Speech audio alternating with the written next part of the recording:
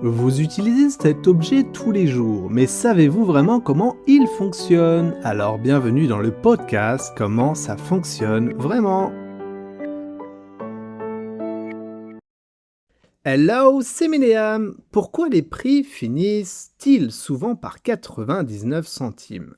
Vous êtes dans un magasin, vous regardez une étiquette 9,99, 19,99, 99,99 euros. Une question toute simple se pose. Pourquoi les prix se terminent-ils presque toujours par 99 centimes?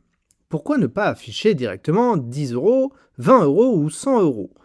Est-ce juste une habitude, une mode du commerce ou y a-t-il vraiment raison derrière cette pratique? Aujourd'hui, dans Comment ça fonctionne vraiment, on découvre pourquoi un centime peut faire une énorme différence dans notre cerveau. Commençons par une petite expérience. Quel prix vous semble le plus bas? 10 euros ou 9,99? Objectivement, la différence est d'un seul centime. Pourtant, notre cerveau ne traite pas ces deux montants de la même manière. Quand nous lisons un prix, nous avons tendance à accorder davantage d'attention au premier chiffre qu'au suivant. C'est ce que les psychologues appellent l'effet du chiffre de gauche. Ainsi, 9,99 est perçu comme étant plus proche de 9 euros que de 10 euros, même si la différence réelle avec 10 euros n'est que d'un centime. Notre cerveau simplifie l'information et retient surtout le prix qui commence par un 9. Au fil du temps, les chercheurs se sont intéressés à ce phénomène. De nombreuses études ont montré que les consommateurs perçoivent souvent un prix en neuf comme une meilleure affaire.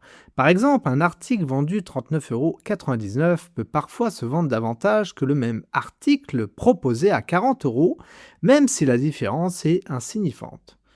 Le prix de en 99 donne l'impression d'une promotion, d'un effort de réduction ou d'un tarif calculé au plus juste.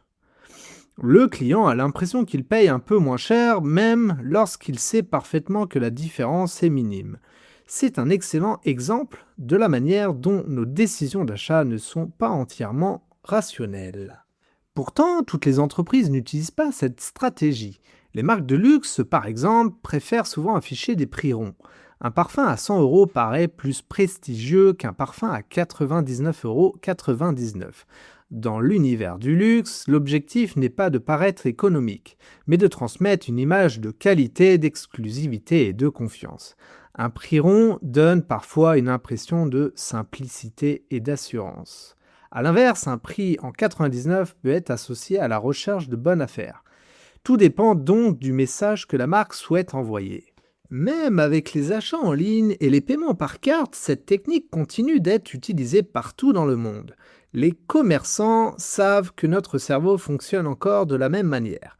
D'ailleurs, vous remarquerez que certaines enseignes vont encore plus loin avec des prix comme 4,95 €, 7,97 € ou 29,98 €. L'objectif reste le même, donner l'impression d'un prix plus attractif que le montant immédiatement supérieur. Alors, pourquoi les prix finissent souvent par 99 centimes?